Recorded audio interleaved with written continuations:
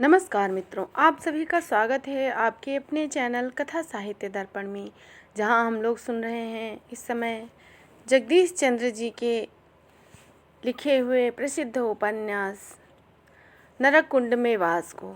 नरक कुंड में वास को हम 4 भागों में देख चुके हैं। आज इसका हम 5वां भाग प्रस्तुत करने वाले हैं।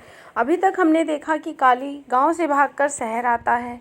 शहर में वह चोरी छुपे रहता है। अपने अतीत को सोचकर वह भयभीत होता रहता है कि कोई उसके अतीत के बारे में जान न जाए और उसके बाद उसको मार ना डाले।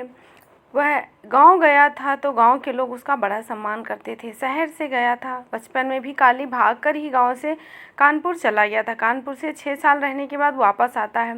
गांव में उसकी प्रतापी चाची होती। चाची के मोह से ही वह शहर से आता है। कमाकर पैसे भी लाया था। गांव में बड़ा सम्मान था। पर धीरे धीरे काली को गांव की वास्तविक स्थिति पता चली, जहां चमारों और दलितों की स्थिति बड़ी दयनीय थी। गांव की एक लड़की से उसका प्रेम प्रसंग हो जाता है। प्रेम प्रसंग की बातें सारे गांव में फैल जाती है और उसकी प्रेमिका ज्ञानू, जो कि चमार ही बिरादरी की होती है, पर क्षुद्र मानसिकता की वजह से लोग आपस में बिरादरी में शादी करने से डरते हैं और वह लड़की ज्ञानू गर्भवती होती है, जिसको उसके माँ और भाई के द्वारा ही संखिया या जहर पिलाकर मार दिया जाता है। सारी चमार बिरादरी काली की दुश्मन हो जाती है। काली को फिर एक बार गांव छोड़कर भागना पड़ता है। गांव के लोग किसी अज्ञात शव को काली का शव समझ लेते हैं। वह भी शांत होकर बैठ जाते हैं, क्योंकि इस तरह की बातें अधिक दिनों तक चर्चा में नहीं रहती। काली शहर तो आया, पर शहर में वह दर दर की ठोकरें खाता रहता है। ना उसके रहने का ठिकाना, ना खाने का प्रबंध, ना सोने का। पहली रात उसने बस अड्डे पर काटी। वहाँ पर 1-2 दयालु बस पे काम करने वाले लोगों के द्वारा उसको थोड़ा बहुत खाने को दे दिया जाता है। 1-2 दिन वहाँ रहता है, पर बाहर के लोगों का कोई ठिकाना नहीं होता। कोई भी उसको अपने साथ रखने को तैयार नहीं होता। सभी उसको भगाते रहते हैं। फिर वह बर्फ़ की मंडी, जहाँ बर्फ़ की फैक्ट्री होती है, वहाँ पे वह काम ढूंढने जाता है। काम उसको नहीं मिलता है। काम के लिए वह लगातार पूरे शहर में मारा मारा फिरता है। इसी चक्कर में वह पूरे शहर के चक्कर लगाता, पर उसको कहीं भी मजदूरी या काम नहीं मिलता। सारे लोगों के काम बंधे हुए थे। काली को अपनी स्थिति पर स्वयं दया आती। उसका रोने का मन होता, पर वह करे तो क्या करे। धीरे धीरे वह पूरे शहर में चक्कर लगाता रहता है। वह मंडी में चक्कर लगाता हुआ पहुंचा। मंडी में उसको कई लोग मिलते हैं। वह कई दिनों तक मंडी में ही घूमा करता है। मंडी के सभी चेहरों से परिचित हो जाता है। मंडी पे ही एक जो सेठ होते हैं, उनको बहुत आमदनी होती है, तो वह भोज का प्रबंध करते हैं। उसमें भी काली को एक दिन सब्जी, पूड़ी और हलवा खाने को मिलता है। वह बहुत खुश था। उसने अपने जीवन में कभी इतना स्वादिष्ट खाना नहीं खाया था। इस तरह धीरे धीरे वह सुबह से शाम वहीं टहलता रहता। उसके पास जो पैसे थे थोड़े बहुत, वो भी ख़त्म होने को थे। काली की चिंता बढ़ती जाती थी। वह किसी तरह काम चाहता था, पर काम उसको कहीं नहीं मिलता। एक दिन उसने 3 लोगों को आपस में खड़े बातें करते सुना। उनका एक दोस्त बीमार हो गया था। वह खुद ही छबड़े में जानवरों का काम करते और झोटे की तरह खुद जुट जाते थे और दुकानों का सामान इधर उधर पहुंचा देते थे। तो उनके एक मित्र को खूनी पेचिश हो रही थी। काली को लगा कि वह लोग परेशान हैं। उसने स्वयं से उन लोगों के पास जाकर बात की, तो उन लोगों को भी एक व्यक्ति की ज़रूरत थी। वह तैयार हो गए, पर मंडी में नया होने की वजह से सभी लोग उसको शंका की निगाह से देखते हैं और काली को झोटे की तरह गाड़ी में जुतने की आदत भी नहीं थी, तो उसको सीखने में टाइम लगा और बड़ी मेहनत का काम था। काली था तो परेशान, पर उसको कुछ तो मिला। सारा दिन काम करने के बाद उन लोगों के साथ उसको 8 आने पैसे मिलते हैं। 2-2 चवन्नियाँ मिल जाती हैं, जिनको वह सर माथे लगाता। शहर आने के बाद उसकी यह पहली कमाई थी। धीरे धीरे उन 3 लोगों के साथ वह महीने भर तक का समय बिताता है, जिसमें से कालू होते हैं। कालू नाम का व्यक्ति होता है। लास्ट आखिर में वह अपने गांव चला जाता है, तो फिर काली को और 15 दिन वहाँ रहने का समय मिल जाता है। अब धीरे धीरे तीनों मित्र इकट्ठा होते हैं, तो यह बात होती है कि कल तो कालू आ जाएगा गांव से। फिर काली क्या करेगा। काली यह सुनकर बहुत चिंतित होता है। उसको नींद नहीं आती और वह सोचता है कि अब मैं क्या करूं। फिर उसका एक जो मित्र होता है, वह कहता है कि यहाँ चमड़े की फैक्ट्री है और चमड़े की फैक्ट्री में मेरा एक मित्र रहता है, किशन। मेरे गांव का ही है, अगर उस वहाँ पे कोई काम होगा तो मैं तुम्हें काम दिला दूँगा। यह सुन सभी लोग सो जाते हैं और काली से कहते हैं कि वह उनके साथ ही रुक जाए जब तक उसको कहीं रुकने की जगह नहीं मिल रही या फिर कहीं काम नहीं मिल रही है। काली भी करता तो क्या करता, रुक जाता है उन लोगों के साथ। दूसरे दिन सवेरे उनका मित्र अपने दोस्त किस्नू के पास ढूंढते हुए पहुंचा। चमड़ा फैक्ट्री वहां से काफ़ी दूर थी। रास्ते में उन्होंने सोचा तांगा कर लें, पर तांगे वाले का किराया देख उन्होंने सोचा कि पैदल ही निकल जाते और वहां तक शहर से चमड़ा फैक्ट्री तक वो लोग पैदल ही आते हैं। चमड़ा फैक्ट्री के नज़दीक आते ही बदबू का एक ज़ोरदार झोंका उठता है तो उस काली के साथ वाला व्यक्ति कहता है कि हम लोग आ ही गए हैं। यह शहर की चमादड़ी है, यहाँ बहुत ही बदबू होती है। यहाँ बदबू में रहते रहते व्यक्ति बदबू का आदी हो जाता है, फिर उसको बाहर के शहर में उसको बदबू आती है, यहाँ पे नहीं, वह बदबू के बिना नहीं रह सकता है। काले चेहरे से मक्खियों को उड़ाने के लिए हाथ चलाने लगता। चारों तरफ मक्खियाँ, बदबू, चील, कौवे और तरह तरह की गंध की आवाज़ें आ रही थी। वह लोग किस्नू को ढूंढते हुए अंदर पहुँचे तो वहाँ पे किसी व्यक्ति से पूछा तो उसने बताया कि किस्नू को अभी ला रहे हैं। वहाँ के माहौल में एक दालान में दीवारों के दोनों ओर कोई 6 फुट की ऊंचाई पर लकड़ी की मोटी बल्लियाँ पक्के स्तूनों से टिकाई हुई थी। यह हम आगे का भाग देख रहे हैं और खालों पर कीकर का बुरादा लगाकर उनमें कीकर की छीलन का पानी अच्छी तरह से भरकर टांग दिया गया है ताकि खाल की सब सिलवटें निकल जाएं, पर कीकर के पानी का रंग भी भली भांति चढ़ जाए। दूसरे दालानों में खालों को हवा में सुखाया जाता था। इस दालान में कोई दीवार नहीं थी, हर ओर से हवा बेरोक टोक आ जा सकती थी। मांझा और काली दफ्तर के बाहर खड़े दालान से आ रही आवाज़ों को सुनने लगे। इस प्रतीक्षा में वे थे कि कोई व्यक्ति दफ्तर की ओर से आए तो उससे किस्नू की बात करें। आवाज़ें कभी इतनी ऊंची हो उठती कि वह जोरों से जैसे लगता झगड़ा हो रहा और कभी इतनी धीमी हो जाती कि कोने में खड़े व्यक्ति को भी ना सुनाई पड़े। 10-15 मिनट गुजरने के बाद जब कोई व्यक्ति दफ्तर की ओर नहीं आया तो मांझा खिन्न हो उठा। कैसे लोग हैं, कितने बेपरवाह हैं। गोदाम दफ्तर का सारा कारखाना खुला छोड़ बातों में लगे हुए हैं, जिसका जी जो चाहे उठा ले जाए। उत्तर में काली पहले मुस्कुरा दिया, फिर मांझा का गंभीर चेहरा देख उसने भी मुंह लटका लिया। उत्तर में, पहलवान तू यहीं ठहर, मैं अंदर जाकर किस्ने का पता करता हूँ, तू दफ्तर में बैठ। नहीं, मैं यहीं ठीक हूँ, बाहर खुली हवा है, मक्खी भी कम है। काले चेहरे से मक्खियों को उड़ाने लगा। मांझा ने दालान के पार जाने के लिए कदम उठाया ही था, उसी गेट के बाहर की सड़क से साइकिल की घंटी की आवाज़ सुनाई दी। कोई आ रहा है, शायद इसी कारखाने का कारिंदा होगा। मांझा गेट की ओर मुड़ गया। अगले ही क्षण अधेड़ उम्र का एक व्यक्ति साइकिल पर सवार गेट के अंदर घुस आया और दफ्तर के सामने रुक गया। उसकी दाढ़ी 2-3 दिन की बढ़ी हुई लग रही थी। कमीज और पैजामा पहना हुआ था, फटा मैला सा जूता था। उसके कानों में सोने की बालियां लटक रही थी। साइकिल से उतरते ही पगड़ी का पल्लू नाक और मुंह पर अच्छे से लपेट लिया। साइकिल के हैंडल के साथ लगी टोकरी से एक लाल जिल्द वाली छोटी बही और कुछ कागज उठाए, जेब में पड़े नोटों को हाथ से थपथपाया और मांझा की ओर देखा। मांझा ने बंदगी की और इशारा पाकर उसकी ओर बढ़ गया। इस कारखाने में मेरे गांव का एक आदमी काम करता है, नाम किस्ना है। रायपुर का है? जगत राम ने पूछा। हाँ जी, रायपुर बलना का। कोई काम है उससे? जी हाँ, मिलना है। देखता हूँ। जगत राम दलान की ओर बढ़ गया। ओ किसने, ओए किसने, लेकिन उसका कोई जवाब नहीं मिला। लगता है खाले सीकर उनमें कीकर की छीलन का पानी भर रहे हैं। तुम लोग दफ्तर में बैठो, मैं खुद जाकर देखता हूँ। जगत राम हौजों की कतारों से बसता बसता दालान में लुप्त हो गया। किस्ना गीले हाथों को सुखाने के लिए उन्हें झटकता हुआ दालान के नमूदार में शामिल हुआ। सामने मांझा को खड़ा देख हैरान हो गया और परेशान हुई, कहीं कोई बुरी खबर ना हो, और इतनी दूर शहर से गंदगी की जगह में कोई क्यों आएगा। लेकिन मांझा के होठों पर आई मुस्कान जो किस्ने तक पहुँचते पहुँचते कानों तक फैल गई, यह देख उसको हौसला बंध गया कि कोई बुरी खबर तो नहीं है। हाँ, कब आया गांव से? कल सवेरे आया था। परसों तुम्हारे घर गया था, ताया भी मिला था और ताई भी। ताई देबू को दुकान पर लाई थी, निक्कू और छोटू भी थे। मांझा ने बताया। अपने बेटे और बेटी का जिक्र सुन किसना खुश हो गया और रोमांचित हो उठा। मीठी गोली लेने आया होगा, छोटू को मीठी गोली बहुत पसंद है। किसना और मांझा आपस में इस तरह बात कर रहे थे कि काली को ईर्ष्या होने लगी। वह एकदम उदास हो गया। मांझा और किसना पर घर परिवार और गांव के बारे में बात करते करते गपशप पर उतर आए। वे बात कर कर कर खिलखिला कर हंस देते, एक दूसरे को हाथ मारकर अपनी बातों की पुष्टि भी करते।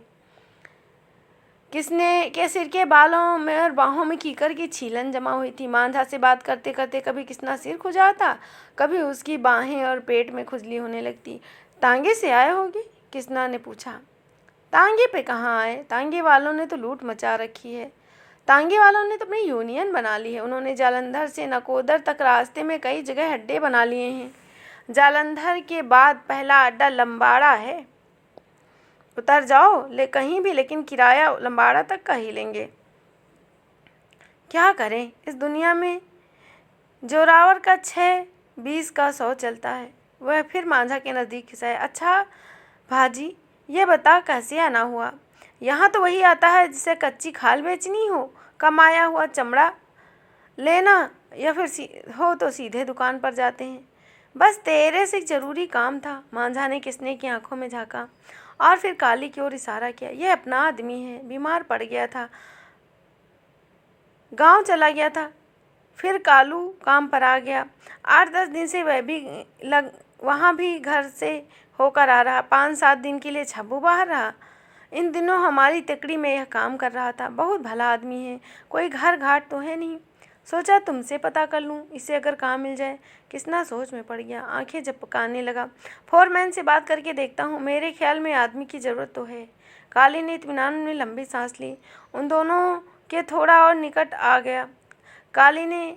किशन ने काली की ओर ध्यान से देखा। उसका सिर से पांव तक जायजा लिया, फिर एक एक शब्द पर जोर से चेतावनी देने के अंदाज में बोला, भाई देख ले, काम बहुत गंदा है।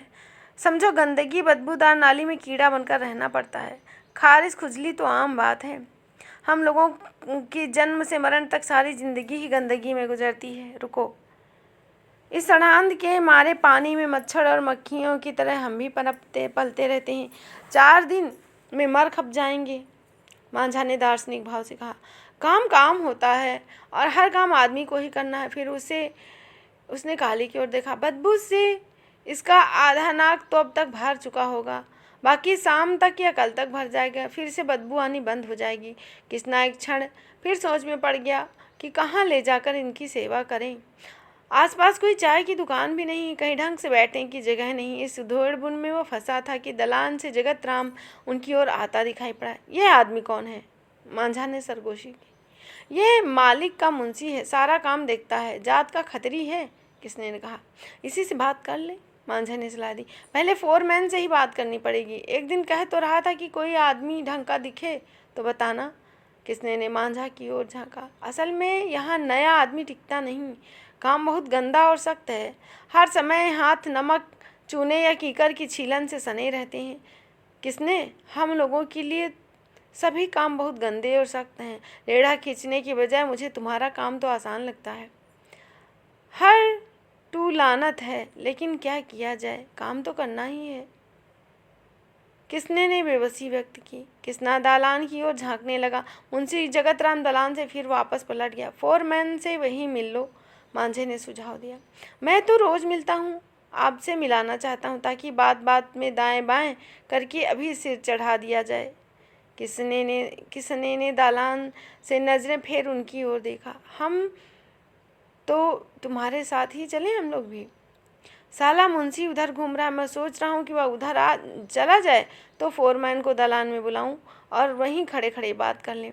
फिर चारों ओर देखकर फुसफुसाया। मुंशी सक्की आदमी है, फिर जात बिरादरी भी दूसरी है, मालिक की बिरादरी भी दूसरी है। फोरमैन साहब, हम सब लोग अधर्मी बिरादरी से हैं। मुंशी को हमेशा शक रहता है कि हम ज़रूर कोई ना कोई हेरा फेरी कर रहे हैं। यहाँ नमक चूने और कीकर की छीलन के अलावा है ही क्या जो हेरा फेरी करेंगे। मुंशी जगतराम और फोरमैन को अपनी ओर आता देख किसनू चुप हो गया। वे बातें करते करते दलान में आ गए। मुंशी ने पगड़ी के खुले सिर से अभी तक नाक और मुंह को ढक रखा था। वे कुछ क्षण वहां खड़े आपस में बातें करते रहे। फिर उन्हें देख काली को बेचैनी बढ़ने लगी। जैसी उसकी हिम्मत किस्मत का फैसला होने वाला है, उसका दिल धक धक कर रहा था। वहाँ की बदबू और मक्खियों को वह एकदम भूल गया। जब मुंशी जगत राम अपने दफ्तर की ओर बढ़ गया, फिर साइकिल उठा बाहर गली में घुस गया, तो किसना दलान के पिछवाड़े से छप्पर के पास खुली जगह में आ गया। फोरमैन को दबी आवाज़ में पुकारा और उसकी ओर लपक गया। किसने की आवाज़ सुन फोरमैन रुका। क्या बात है किसने? फोरमैन जी, बहुत ज़रूरी बात करनी है। किसना लपक कर उसके पास पहुंच गया। पेशगी पैसा लेना था तो पहले मरता, अब तो मुंशी निकल गया होगा, फोरमैन ने तल्ख स्वर में कहा। फोरमैन जी, मुंशी मेरे सामने ही निकला है। पेशगी पैसे की बात नहीं है, कुछ और काम है। बोलो। फोरमैन यूँ अकड़ गया जैसे राजा राह चलते किसी फरियादी की विनती सुनने के लिए राजी हो गया हो। फोरमैन जी, आपने एक दो बार कहा था ना कि यहाँ किसी आदमी की ज़रूरत है। हाँ, ज़रूरत तो है, लेकिन ऐसा आदमी चाहिए जो टिका रहे। उसको नाक और मुंह बंद करके रहना पड़ेगा, बदबू और मेरी गालियों से परेशान ना हो। है कोई ऐसा आदमी?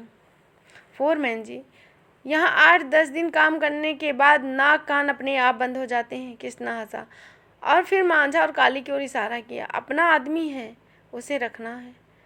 ये तो दो हैं। फोरमैन ने उनकी ओर ध्यान से देखा। काले रंग का आदमी जिसके कंधे पर फाटेदार साफा है, वह मेरे गांव का है। ताए चाचे से भाई लगता है। मंडी में काम करता है रेढ़ा खींचने का। किसने ने बताया। भिंडी लगता होगा, उसकी टांगे और पिंडलियों की बनावट ही बता रही है। फोरमैन ने इशारा किया। फोरमैन जी, आपकी नज़र बहुत तेज़ है, बिल्कुल ठीक पहचाना इसे। किसने ने फोरमैन की परख पहचान कर भूर भूर प्रशंसा की। उसके साथ जो जवान खड़ा है उसे काम पर लगवाना है। कौन आदमी है?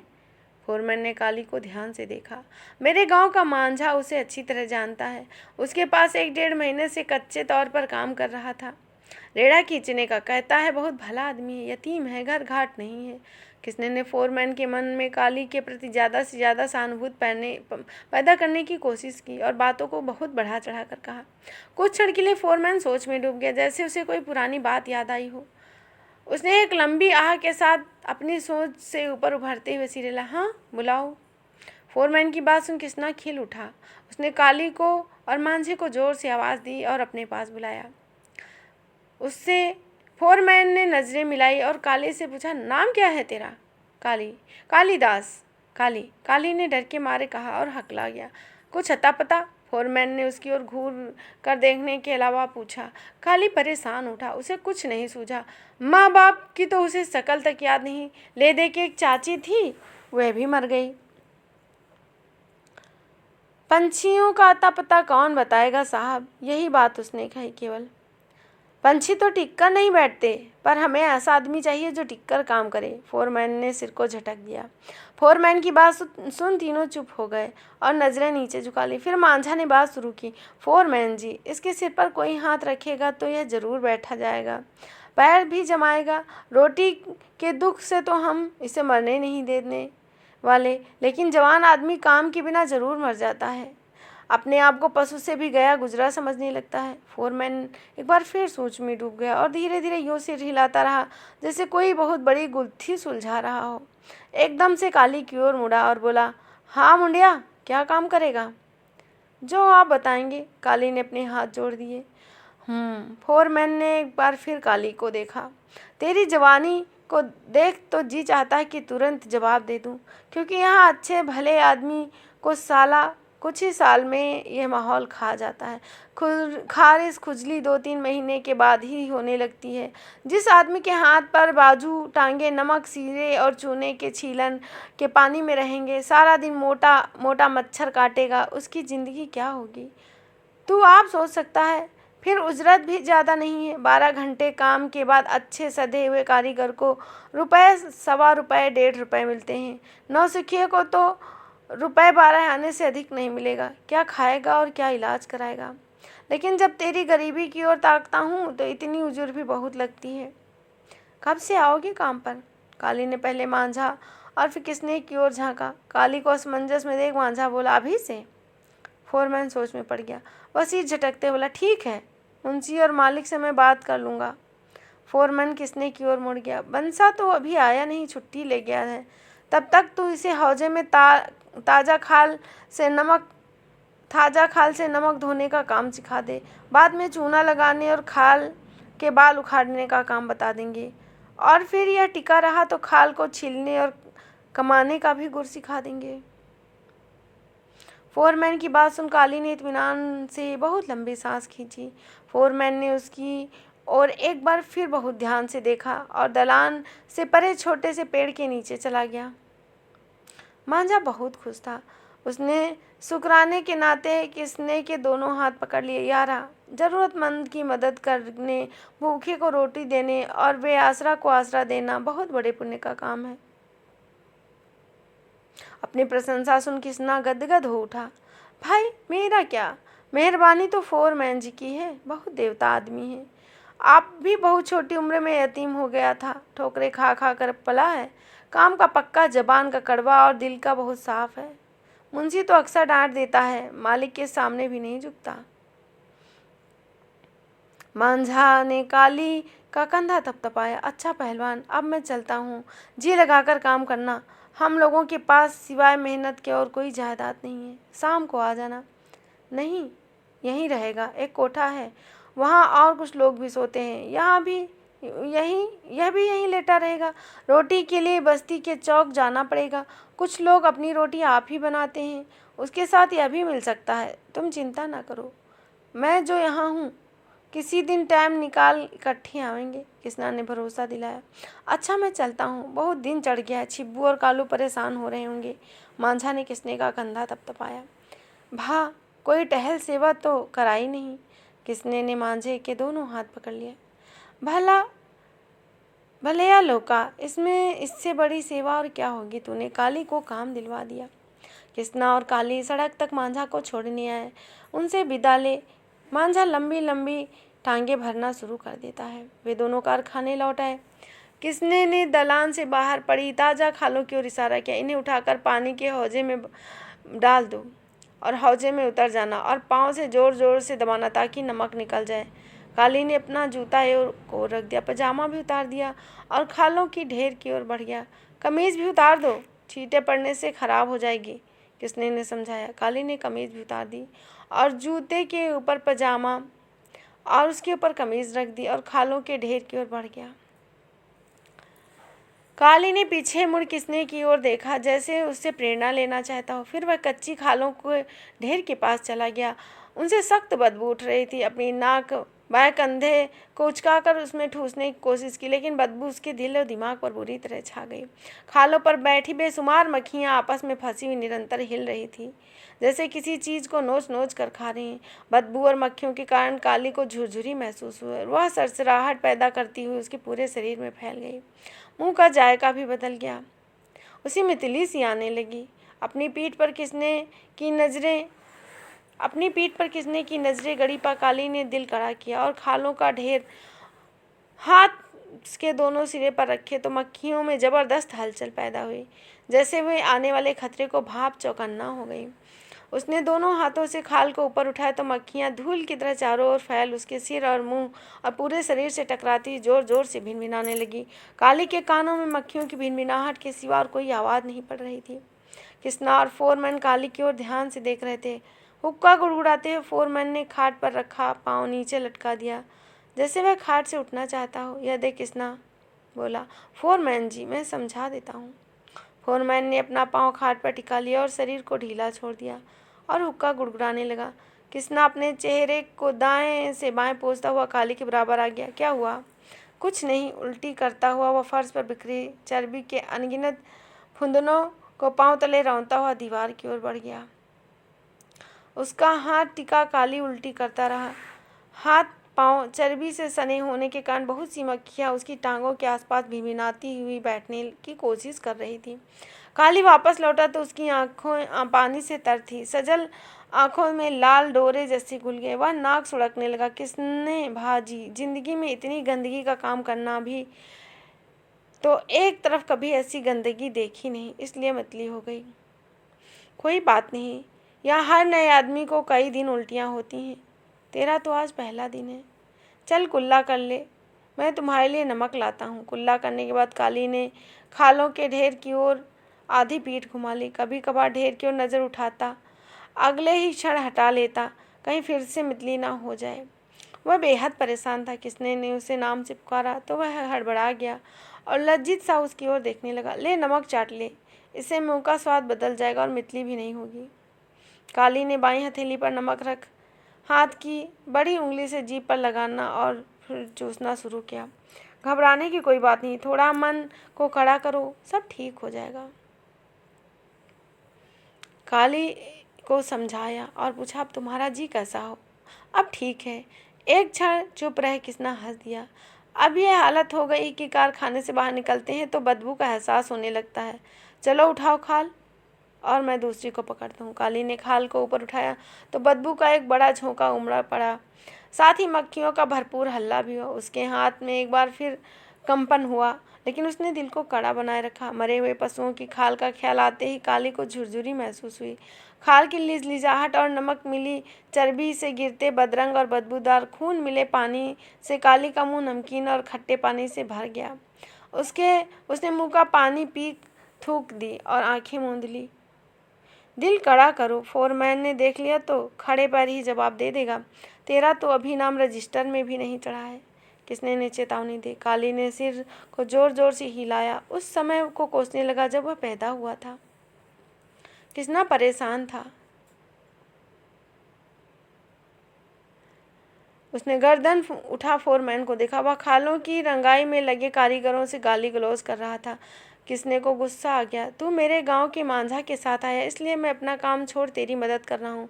मैं कारीगर हूँ, मैं दिन भर में जितना काम निपटाता हूँ उसी हिसाब से पैसा लेता हूँ। कारखाने में तनख्वाह नौकर नहीं हूँ। किसने की बात सुन काली सहम गया। उसने अपने शरीर को सिकोड़ लिया। किसने ने दबी आवाज़ में काली को ताड़ना किया। ऐसा लगता है कि तूने असले का नहीं है, ज़रूर कहीं न कहीं गड़बड़ हुई है, वरना पिता सुखों के पैसे को हाथ लगाते हुए तुम्हारी हालत इतनी ख़राब नहीं होनी चाहिए। काली ने ध्यान से किसने की ओर देखा। उसकी सजल आंखों में लाल डोरों में चमक पैदा हुई। उसने नाक को सिलकते हुए सांस को बहुत जोर से अंदर खींचा, जैसे अपने गुस्से पर काबू पाने की कोशिश कर रहा हो। भाई देख ले, यह काम तेरे बस का नहीं है तो कोई और धंधा तलाश कर ले, किसने ने फैसला सुनाया। काली ने मन के गुस्से को फेंक दिया, क्योंकि दुनिया पहले से ही सिमटकर उसकी आंखों के सामने एक एकमात्र बिंदु रह गई थी। कुछ क्षण काली सिर झुका खड़ा रहा, जैसे अपने अंदर झांकने का यत्न कर रहा हो। उसने दोनों हाथ का चेहरे में फेर उन्हें साफ किया, फिर मुंह को पोंछ किसने के घुटनों की ओर झुका। माँ जी, आप मुझे मेरा असला याद करा दिया। मैं काम करूँगा, पहले कभी नहीं किया, इसलिए सीखने में थोड़ा टाइम लगेगा। सीखोगे तो काम आएगा। तुम तो डेरी ढाल देते हो। किसना खिन्न था। उसके पाँव में पड़ी खाल की ओर उसने इशारा किया। उठा इसे, मैं भी हाथ देता हूँ। काली ने खाल के दो छोरों को पकड़ा और ऊपर उठाया। किसने ने भी दोनों कोने खींच दिए। ले चल इसे घसीटते हौजे में फेंक दे।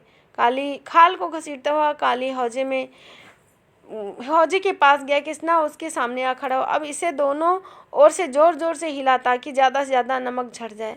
खाल को बार बार झाड़ने से चर्बी मिला नमक कच्चे फर्श पर फैल गया और कुछ काली के पाँव, टांगों, बाजू और बाकी शरीर पर चिपक गया। अब इसे हौजे में फेंक दे, अच्छी तरह बिछाकर, ताकि खाल का सारा नमक धुल जाए।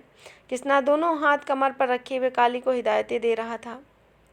वह उनके अनुसार काम निपटाया जा रहा था। जब काली ने 3 खालें हौजे में फेंक दी तो किसना उस ओर चल दिया जहाँ फोरमैन बैठा था। क्यों किसने, कैसा काम कर रहा है तेरा रिश्तेदार? फोरमैन जी है तो अनाड़ी, लेकिन जल्दी सीख जाएगा। उसने अपना असला पहचान लिया। किसने, अपने रिश्तेदार पर नज़र रखना, काम सिखाते रहना, इससे तुम्हें अपने पुराने दिन याद आ जाएंगे। बंसा आ गया तो तेरे रिश्तेदार को वह काम सिखा देगा। फोरमैन ने हुक्के की नय को हटा खाट पर लेटते हुए पूछा, तेरे रिश्तेदार का नाम क्या है? फोरमैन जी, मेरी उसकी रिश्तेदारी नहीं है, वह मेरे गांव के मांझा की जान पहचान का है। उसके साथ 2-3 दिन रेढ़ा खींचता रहा, वहीं सवेरे इसको लेकर आया था। मैंने मांझे को आपसे मिलवाया भी था। किसना ने अपना स्पष्टीकरण दिया। मैंने उसका नाम पूछा है। फोरमैन का स्वर बहुत तल्ख था। काली, पूरा नाम कालीदास बताता है। आगे रब जी को पता होगा किसने ने काली से अपना रिश्ता बिल्कुल तोड़ने के लिए उसके प्रति अविश्वास प्रकट किया। इसका आगा पीछा क्या है? फोरमैन ने हुक्के की नब पर अपनी ओर खींचा। फोरमैन जी, मुझे उसके अते पते के बारे में कुछ नहीं मालूम, सिर्फ इतना पता है कि वह मांझा की पहचान का है। वही कह रहा था कि बड़ा भला आदमी है। किसने ने सिर झटक दिया। भाई, नौकरी तो तुम्हारे कहने पर दी है, तुम ही उसके जमान बनोगे। फोरमैन जी, आप मेरी तरफ से उसे अभी कान पकड़ कारखाने से बाहर निकाल दें। मेरी कौन सी सगी मौसी या फूफा का बेटा है? इतना बड़ा शहर है, कहीं ना कहीं यह मर खप जाएगा। किसने ने फोरमैन के सामने यह बात सिद्ध करने की कोशिश की कि काली के भले बुरे में रत्ती भर की उसकी दिलचस्पी नहीं है। मांझा पूछेगा तो बोल दूंगा फोरमैन जी को तुम्हारा आदमी नहीं जचा। फोरमैन खाट से उठ गया और हुक्के की नब की धकेल दिया। किसने चमड़े पर जैसे कीकर की छाल का रंग चढ़ता है, वैसे ही तुम पर भी शहर का रंग चढ़ गया है। तू चूने सा कोरा बन गया है। बलमानसी की कोई चीज़ नहीं है तेरे अंदर। मांझा तो तेरे गांव का है और कालीदास उसका कोई जानकार है। यही रिश्तेदारी और साथ सात पुश्तों तक काम करती है। तेरी तो दूसरी परत ही सूख रही है। फोरमैन की बात सुन किसना भौचक्का हो गया, अपने आप में लज्जित महसूस करने लगा। बोलते क्यों नहीं? फोरमैन ने तीखी आवाज़ में कहा। तेरा किसना? लेकिन किसना दाएं पांव के अंगूठे से फर्श को ठोकता हुआ बदस्तूर ज़मीन घूरता रहा। फोरमैन उनको सिकवा करने के बाद फिर समझाने के अंदाज में बोला, ये बातें मैं भी उससे पूछ सकता था। तेरे से सिर्फ इसलिए पूछी ताकि मुझे यह पता चले कि तुझे उसमें कितनी दिलचस्पी है, उसे काम सिखाने के लिए कितना तर्द कर सकेगा। फोरमैन जी, काम तो मैं उसे सिखा ही रहा हूँ। लगता है इससे पहले कभी कोई गंदा काम नहीं किया, इसलिए बदबू से परेशान हो रहा था। मक्खियों की भिनभिनाहट से घबरा गया। खाल की लिजी चर्बी देख उसे मितली हो रही। उसने उल्टियाँ भी की हैं। मैंने उसे नमक चटाया तो उसकी तबीयत संभली। किसना ने एक एक शब्द पर जोर दिया। अच्छा, अगर वह गांव से आया है तो सेपी पर खेती ही करेगा, शहर का है तो कहीं मेहनत मजदूरी में लगा होगा। फोरमैन धीरे धीरे सिर हिलाने लगा। तभी तो कच्ची खाल को देख उसे मितली हो रही है। फोरमैन जी, काम तो गंदा है ही। नर्क के भोगी भी ऐसे गंदे काम नहीं करते होंगे। फिर काली का तो पहला दिन है। उसने ज़िंदगी में शायद पहली बार कच्ची खाल को छुआ है। कभी कभार कारखाने में ऐसी गंदी खाल आ जाती हैं कि इतने साल काम करने के बावजूद हमें मितली होने लगती है। किसना अब अप्रत्यक्ष रूप से काली का पक्ष ले रहा था। काम गंदा है तो पैसे भी ज़्यादा मिलते हैं। तू दिन के 2.5-3 रुपए कमा लेता है, किसी किसी दिन तो पूरे 3 भी बन जाते हैं। किसना मुस्कुराया। अच्छे से अच्छे सदे हुए कारीगर को इतनी दिहाड़ी नहीं मिलती। बढ़िया राजगीर 4-5 रुपए दिहाड़ी पाता है। आम मजदूर 12 आने के सिवा रुपया कमाता है, वह सारा दिन खुच्चे तुड़वाने के बाद। फोरमैन ने हेकड़ी दिखाई। फोरमैन जी, मेरा काम कौन करेगा? 5 खाल सीने और बांधने पर ही 2.5 रुपए मिलते हैं। एक तो काम बारीक, दूसरे जोखिम भरा। नुकसान होने की सूरत में आप पूरी खाल के पैसे काट लेते हैं। किसना गिड़गिड़ाया। बस तुम जाओ, अपना काम करो। जब टाइम मिले इसके पास चक्कर लगा जाना, मैं भी नज़र रखूँगा। बंसा आया तो तेरे आदमी को उसके सुपुर्द कर दूँगा, दोनों मिलकर काम करेंगे। फोरमैन जी, मेरा काम कौन करेगा? कृष्णा ने दालान की ओर जाते हुए गर्दन घुमा काली को देखा और उसे खाल से जूतते हुए पास क्षण भर के लिए ठिठका और फिर लांचे भरता हुआ बड़े दालान में घुस गया। किस चक्कर में फंसे हो? मिट्ठू ने हाथ में लगी छीलन को झाड़ते हुए पूछा। चक्कर कोई नहीं आ रहा, एक नया छलारू नौकर रखवाया है, उसी को काम सिखा रहा हूँ। कृष्णा ने कारोबारी अंदाज में कहा। यारा, मेरा भतीजा भी बेकार घूम रहा है, लफंडरबाजी कर रहा है, उसके बारे में भी फोरमैन से बात करना। तुम्हारी बात मानता है। मिट्ठू ने घुटनों और बाजुओं की पड़ी छीलन को हाथ से झाड़ते हुए फरमाइश की। नए छलारू को बहुत बदबू आ रही है, उल्टियाँ भी कर रहा है, भाग गया तो तेरे भतीजे का नंबर लगवा देंगे। किसने ने भरोसा दिलाया। यार, लफंटरी तो मेरा अपना सगा छोटा भाई भी कर रहा है, लेकिन मैं उसे इस नर्क में फंसाना नहीं चाहता। हम तो इसके भागीदार बन ही गए हैं, रिश्तेदार को यहाँ क्यों फंसाएं? तो भी अपने भतीजे को कोई और काम धंधा दिला दे। यारा बहुत जतन किया, उसे खड्डी का काम सिखाने का, लेकिन सीख ही नहीं पाया। बर्फ के कारखाने में उसको काम दिलवाने की कोशिश की, लेकिन वहाँ भी नहीं मिला। पगड़ी, लड्डुओं का डिब्बा और 11 रुपए उस्ताद को नजर न्याज दिए, मत्था टिकाया, लेकिन 4 दिन बाद रोता हुआ आ गया। उस्ताद बहुत तंग करता है, गाली देता है, पीतल का ढेला उठा मारता है, जो भी अंग सामने आए हथौड़े से ठोक देता है। चलो, जो उसकी किस्मत में लिखा है उसे ज़रूर मिलेगा। जहाँ का अन्न जल बंधा है वहीं पहुँच जाएगा। बात खत्म कर कृष्णा आगे बढ़ गया।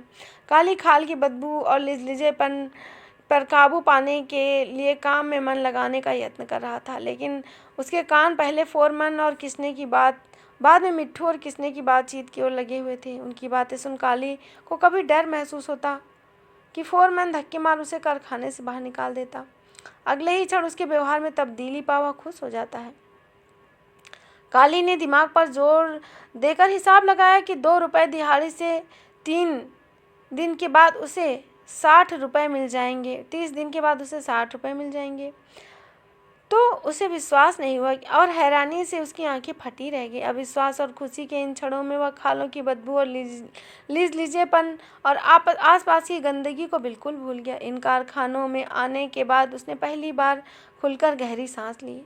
बहुत लंबे अंतराल के बाद अपनी अहमियत और हैसियत का एहसास हुआ। उसने गर्दन ऊपर उठा, चारों ओर यूं नज़र दौड़ाई जैसे हर चीज़ का जायजा लेना चाहता हो। दालानों के पीछे छप्पड़ के किनारे खुले मैदान में काम कर रहे लोगों को जब फोरमैन ने खाट पर बैठे बैठे डांट मारी तो एक ही सांस में लंबी गंदी गाली उसके मुंह के 7 पुस्तों को उसने पिरो दिया। जब हौज में चौथी खाल फेंकी, काली पानी के छींटे से बचने के लिए अलग खड़ा हो गया। काली ने एक नज़र फोरमैन को देखा, फिर सहम कर निगाहें झुका ली और गर्दन झुकाए खालों के ढेर की ओर बढ़ गया। ढेर में सबसे ऊपर पड़ी खाल को छूते ही उसे एक बार फिर मितली का एहसास हुआ। खाल के ऊपर जगह जगह दाने थे और उनका रंग सुर्खीमय था। काली ने अपने हाथ खाल से खींच लिए और पेशाब करने के बहाने दीवार के पास जा खड़ा हुआ। फोरमैन की ओर पीट करके उल्टी को रोकने की कोशिश को बार बार थूक रहा था, लेकिन नमकीन और खट्टा पानी जैसे उसके मुंह में उछल उछल कर बाहर आ रहा था। अब उसका जी किसी हद तक संभल गया तो काली को फिर खाल के पास आकर खड़ा होना पड़ा। जब मक्खियों ने अलग तह बना दी, यह ख्याल आते ही काली के हाथ एक बार फिर स्फूर्ति से काम करने लगे। काली ने आँख मीच चेचक से मरे हुए पशु की खाल को दोनों हाथ से उठाया, उसे पूरे जोर से हौज में फेंक दिया। एक बार फिर हौज के पानी में बुरी तरह उछालाया। इस मरदूत को समझा हौज में खाल कैसे फेंकी जाती है। आ जा रहे अपनी माँ की गोद में उठाकर कमाई करने के लिए।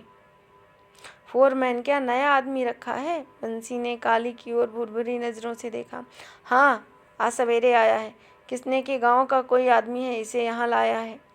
काम कर सका तो रख लेंगे, फोरमैन ने बंसे को समझाया और फिर हाथ में तेज तेज कदम उठाया और धक धक गालियाँ देता पराले दलान की ओर बढ़ गया।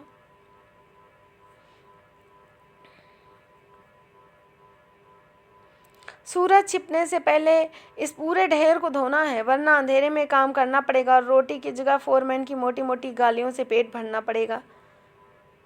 उसको किसने ने समझाया। काली ने कोई उत्तर नहीं दिया और भी ज़्यादा सहम गया। उसकी सांस रुकने लगी। अगर उसने काम ठीक ढंग से नहीं किया तो यहाँ नौकरी भी चली जाएगी। इसके आगे वह सोच नहीं सका। उसने पूरे शरीर में ऐसी सिहरन हुई कि आंखों के आगे अंधेरा छा गया। वह हाथ जोड़ बंसे के आगे गिर गया। मैंने पहले कभी ये काम नहीं किया। कच्चा चमड़ा कमाना तो एक तरफ, मैंने कभी से छुआ तक नहीं। गांव की हड्डा रेहड़ी के लोगों में जानवर की खाल को खींचते हुए 1-2 बार देखा जरूर था। सब काम करने से ही आते हैं। माँ की कोख से कोई नहीं सीख के पैदा होता है, सब कुछ बाहर आके ही सीखना पड़ता है। बंसे ने मुड़ते हुए काली को उपदेश दिया। आओ मेरे साथ।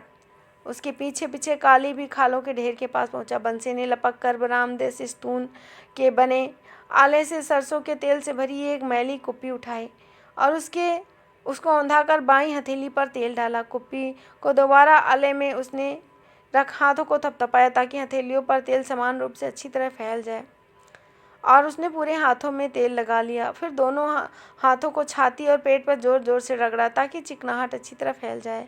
बंसे ने एक बार फिर कुप्पी उठाई और हथेली पर बहुत सा तेल उड़ेला और दोनों हाथों को जोर जोर से थपथपा टांगों पर सारा तेल लगा लिया। उंगली और नाखूनों में पहले से ही कुरेद कुरेद कर उसने तेल भर लिया। मैली चिकनाहट का जायजा ले दोनों टांगों पर खुरचन की लकीरें देख उसे लंबी सांस छोड़ने पर विवश होना पड़ा। काली की ओर देख उसने पूछा, तूने शरीर में तेल लगाया है? नहीं। नहीं, तो पहले तेल लगा ले। शरीर पर चिकनाहट हो तो नमक और चूने का पानी का कम असर होता है। आदमी खुजली खारिश से थोड़ा बचा रहता है। चर्बी बोटी भी शरीर पर नहीं टिकती, बंसी ने काले को समझाया। बंसे का अनुकरण करते हुए काली ने अपने पूरे शरीर पर तेल लगाया। बंसे ने ढेर के इर्द गिर्द घूम खालों का निरीक्षण किया और काली की ओर मुड़ता हुआ बोला, ठेकेदार ने बहुत गंदा माल भेजा है। ऐसा माल पर बहुत मेहनत करनी पड़ती है, समय ज़्यादा लगता है लेकिन पैसे उतने नहीं मिलते। इस तरह काम और ज़्यादा तथा दिहाड़ी कम हो जाती है। साला हमेशा अपना ही फायदा देखता है।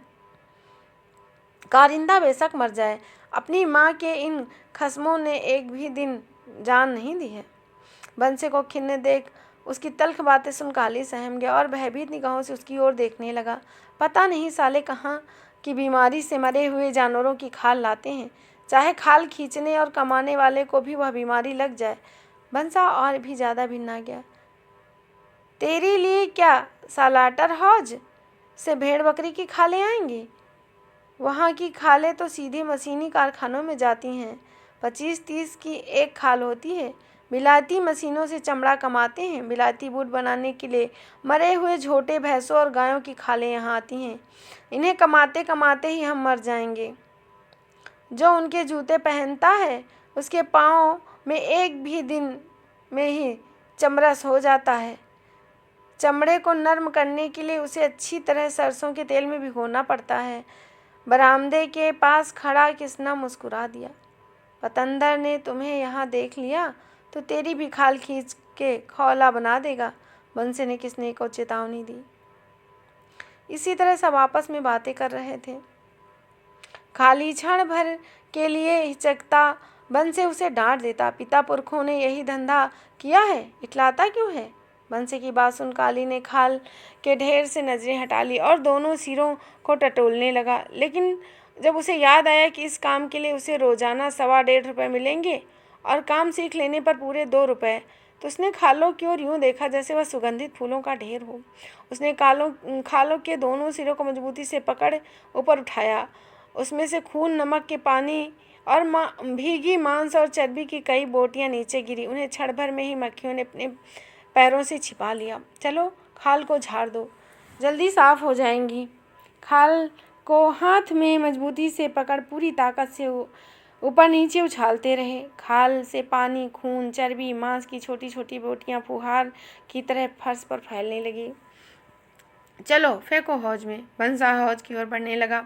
काली और बंसा ने खाल को हौज में बिछा दिया और धीरे धीरे वह पानी में खुले कपड़े की तरह भीग कर सिकुड़ती हुई डूबने लगी। ठीक है, बंसे ने सिर हिलाया, मेहनत करने से काम सीख जाओगे। बस नाक भरना चाहिए और दिल को बड़ा होना चाहिए। इसी तरह सब बातें करते रहे। काली घबराहट में बहुत परेशान होता और काम भी सीख लेता। सूरज की ओर देख समय का अंदाजा लगा। बंसा भयभीत हो गया। लगभग आधी दिहाड़ी तो निकल गई। लोग बाग रोटी और टुक्कर खाने के लिए तो टहल रहे होंगे। काम हर हालत में ख़त्म करना है, वरना फोरमैन हमारी खाल खींच लेगा। बंसे की बात सुन काली सहम गया, लेकिन जब उसने हल्ला मार खालों के ढेर की ओर कदम बढ़ाया तो काली भी उसके पीछे लपक गया। चल भाई, मार हमला।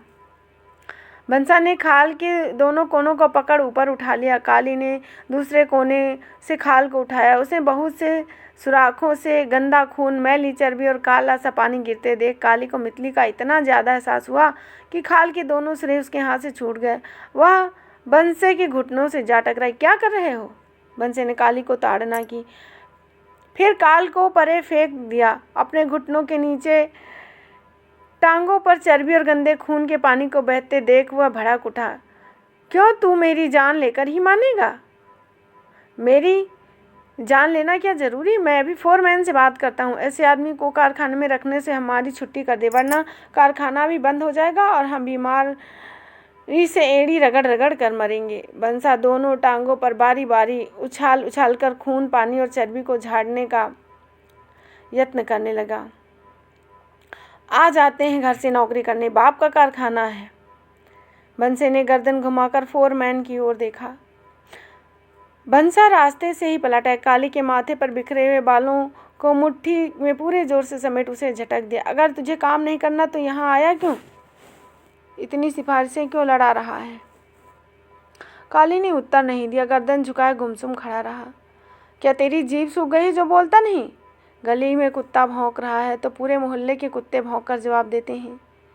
क्या तेरी नज़रों में इतना भी मोल नहीं है मेरा? बंसी ने काली के पर नज़र गड़ाई। बताता क्यों नहीं? बंसी ने कड़कती आवाज़ में पूछा। फोरमैन ने भी बंसी की कड़कती आवाज़ सुनी और हुक्के की न छोड़ उसके पीछे गर्दन घुमाई। काली को बंसे की बगल में कसाई के समान बकरी का मुद्दा बना देख उसने निगाहें पलट ली और एक बार फिर इत्मीनान से हुक्का गुड़गुड़ाने लगा।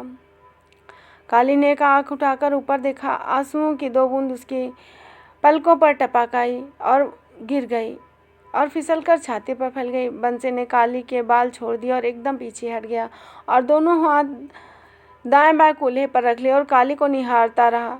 फिर उसे समझाने लगा, देख बल्लिया, ऐसा काम नहीं होगा जैसे तू कर रहा है। ठीक है, कोई भी आदमी काम सीखता हुआ नहीं पैदा होता है, आकर ही सीखता है। अगर तू समझदार है, सियाना है, रोटी को तोती नहीं कहता। काली खामोश रहा। वह अपने मन में बहुत शर्मिंदा था। वह काम करना भी चाहता है और उससे काम हो भी नहीं रहा है। तो मुझे सीधा जवाब दे बल्लिया, मैं फोरमैन से बात करूं। काम निपटाने की जिम्मेदारी मेरी है और उसे तेरी कारगुजारी के बारे में बताना और सचेत करना भी मेरा फर्ज है। आंखें तरेरते उसने काली को चेतावनी दी। काम करूँगा। काली ने अनुमति में सिर हिलाया। वह हाथ मसलने लगा। नया काम है, ऊपर से बहुत गंदा है, अनचाहे में ही गलती हो रही है, माफ़ी चाहता हूँ। बंसी का दिल पसीज गया। उसने होठों पर हल्की मुस्कुरान ली और बोला, यह काम करना ही है तो इसमें दिल लगाओ। फोरमैन ने तुम्हें उल्टी करते हुए देख लिया तो कान पकड़कर बाहर निकाल देगा। सूरज पश्चिम की ओर झुकने लगा तो फोरमैन अपना हुक्का संभाल पाँव में मोटी खाल का देसी जूता घसीटता हुआ गेट की ओर चल दिया। सब कारिंदों के लिए इस बात का संकेत था कि रोटी की छुट्टी हुई है। फोरमैन एक क्षण के लिए हौज के पास रुका, ध्यान से उन पर निगाह डाली। खालों के ढेर की ओर देख उसने बंसे और काली की ओर निगाह उठा दी। कितनी खालें हौज में डाल चुके हो? 12-14 तो डाल दी हैं। शायद कुल 24 खालें हैं। बंसा भी खालों की और हौज की ओर झांकने लगा। फोरमैन ने संतुष्टि में सिर हिलाया। फोरमैन को शांत देख बंसी ने सांस बटोरा। फोरमैन जी, आजकल माल बहुत गंदा आ रहा है। चेचक से मेरे पशु हैजा के सिगार डांगरों की खालें ही आ रही हैं। क्या पशुओं में बीमारी फैल गई है? यहाँ वही माल आएगा जो मंडी में पहुँचता है। फिर उसने काली की ओर इशारा किया। इसे जल्दी जल्दी काम सिखा दे, फिर तू आधा दिन इधर हौजों में काम करेगा और आधा दिन खालों की छिलाई पर। खालें भी अभी 24 के बजाय 32 आया करेंगे। आर्डर का माल भी बनेगा। फोरमैन जी, वह तो ठीक है, मजदूरी क्या बढ़ेगी? बंसा मुस्कुराया और साथ ही हाथ भी जोड़ दिया। हर समय जीभ नहीं लटकनी चाहिए और ना ही हाथ फैलाए रहना चाहिए। सुन, काम की फिक्र कर। लोग ज़्यादा खाकर तो मरते सुने हैं, काम करने से आज तक किसी की मौत नहीं हुई। मेरी समझ में ये बात सही है। हेकड़ी में सिर झटक फोरमैन आगे बढ़ा। मालिक हो महाराज, बंसा खिसियाना हो हाथ मलने लगा। फोरमैन गेट पार गया तो वह हताशा में बोला, यह तो समझता है कि हम कारखाने के लिए अपनी ज़िंदगी का पट्टा लिख कर आए हैं। भूखे मरो लेकिन काम करते रहो, गालियाँ भी खाओ, काम करते रहो। सब लोग कारखाने की बगल के मैदान के छप्पर के उस किनारे पर चले गए जहाँ बरसात में सिर्फ खेत का पानी भरा रहता है। कारखाने या मोहल्ले का गंदा पानी उसमें नहीं आता। वे छप छप की आवाज़ पैदा करते हुए छापड़ में उतर गए। उन्होंने अपने हाथ पैर बाहें टांगे अच्छी तरह मलमल कर साफ किए और बाहर निकल जोर से दोनों पाँव को थपथपाते हुए अपने अपने ठिकाने पर चले गए। तंदूर तो छोड़ दो, गली के मुहाने पे और 2 तंदूरिये बैठते हैं, यह तंदूर क्या करेगा? वहाँ दाल रोटी भी मिल जाती है। हम भी तो वहीं जा रहे हैं, साथ लेते जाएंगे, बंसा बोला। फिर किसने से पूछा, किसने भा आज कारखाने में पहरे पे कौन रहेगा? निहाले को होना चाहिए, उसी की बारी है, किसने ने सोच की डूबी आवाज़ में उत्तर दिया। और सब खाना खाने चले गए। गरीबों के मोहल्ले में खालों के चोर ही रहते हैं, 2-4 रुपए भी मिल जाएं तो दिहाड़ी बन जाती है। निहाला दलान में खड़े खड़े हंसा और फिर अपनी बात पर विश्वास कर गेट को अंदर से बंद कर लिए। बंसे, जिंदर और भीमे पीछे पीछे, काली 1-2 कदम छोड़ता हुआ चल रहा था। यह सोचकर वह एकदम भयभीत हो जाता कि उसका भी नाम, पता, हब्ज़ नस्ब, आगा पीछा सब पूछ सकते हैं। वह बड़ी कठिनाई और असमंजस में था कि क्या जवाब देगा। इसी तरह वह विचारों में फंसा आगे बढ़ा जा रहा था। कभी कभार आपस में बात करते करते काली को परेशानी भी होती और थोड़ी कम भी होती। वह खामोश भी रहता और चौकन्ना भी रहता। काली को यह समस्या उसी दिन से पेश आ रही थी जिस दिन से वह उसने शहर में कदम रखा। किसी न किसी तरह अपनी इस परेशानी को टालता रहता। किसी दूर दराज के गांव का नाम बता दे। वह सोचने के बाद उसे दसूहा से परे पहाड़ के दामन में एक गांव का नाम याद आया, बलगड्डो। यह नाम उसने रेलगाड़ी में 2 मुसाफिरों की बातचीत में सुना था और पता नहीं क्यों उसके दिमाग में टिक गया। मन ही मन इस नाम को उसने पक्का कर लिया और अपने संतुष्ट आत्मविश्वास के साथ गर्दन उठा बंसी और उसके साथियों के पीछे चलने लगा। तंदूर पे बड़ी भीड़ थी। जैसे तैसे उन दोनों ने खाना खाया। तंदूर के सामने पड़े टाट से 2 आदमी उठे तो बंसा और काली लपक कर खाली स्थान पर बैठे। तंदूरिये ने लोहे के तसले को ढांप आटे की परात पर मैला सा कपड़ा खींच दिया। उसने खाली थालियाँ, कटोरियाँ और गिलास उठाए। उन्हें लोहे की बाल्टी में पड़े पानी में डालकर हिला दिया।